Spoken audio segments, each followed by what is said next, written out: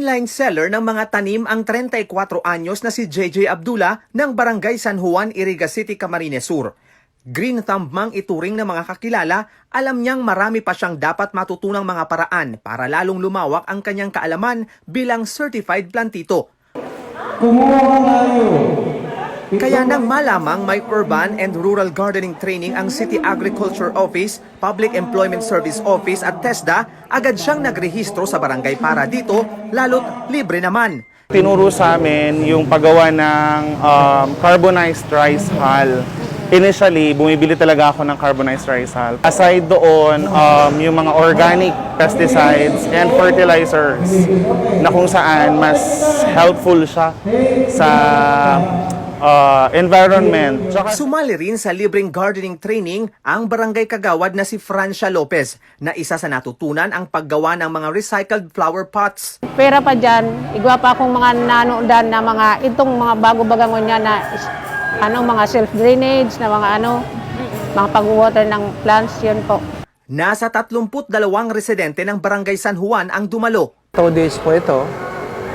The first day is mayroon tayong churi. I-orient namin kung ano ang gagawin doon sa second day. Pwede na lang itong gawin kasi wala silang mga malalawak na lupain.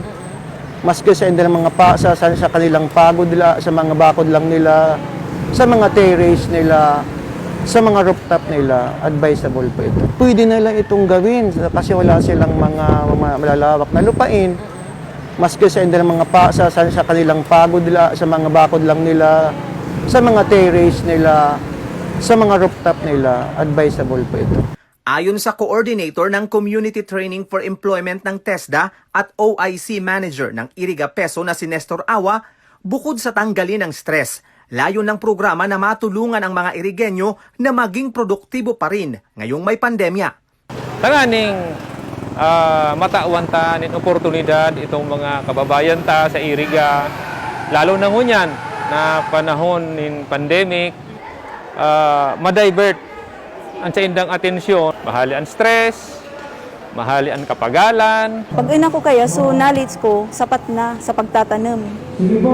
Buka pa pala rin. Dapat nating maturan ka kadaklan. Sa gitna ng pandemya, magpapatuloy ang pagpunta sa mga barangay ng Iriga ng City Agri, Peso at TESDA para magsagawa ng kaparehong libreng training. Maaari namang makipag-ugnayan sa kanila ang non-government organizations na nais magsagawa ng ganito.